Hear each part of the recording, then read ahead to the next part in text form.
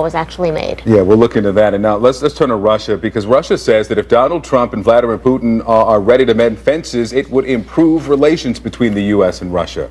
Let's listen to what Russia's presidential spokesman told Christian Amanpour.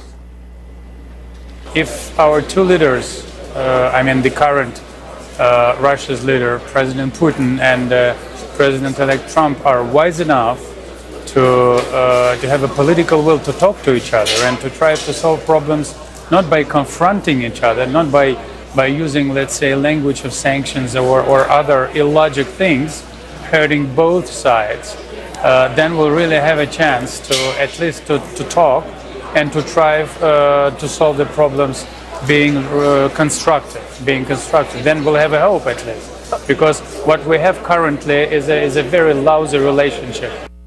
CNN senior international correspondent Clarissa Ward takes a detailed look at the future of U.S.-Russia ties. Now that the celebrations are over, the hard work of repairing U.S.-Russian relations begins. President Putin acknowledged the challenges even as he congratulated President-elect Trump. We have heard his electoral slogans when he was still a candidate. He spoke about resuming and restoring relations with Russia. We understand the way to that will be difficult, taking into account the current state of degradation of relations between Russia and the United States.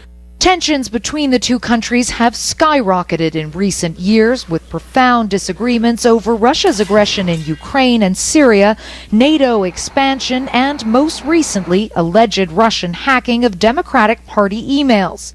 Trump has been critical of NATO and has indicated he may accept Russia's annexation of Crimea from Ukraine, music to Russia's ears. Look at it, but the people of Crimea, from what I've heard, would rather be with Russia than where they were.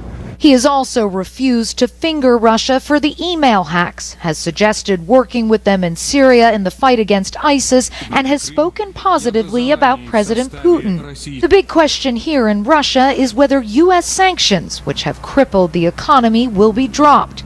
Still, Russian Senator Andrei Klimov says there is much more optimism now than there was just a few days ago. Do you think that this new Trump era can be a better relationship for Russia? He declared already that he is ready for such kind of future.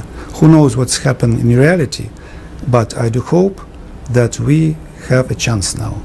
People we spoke to seem to agree.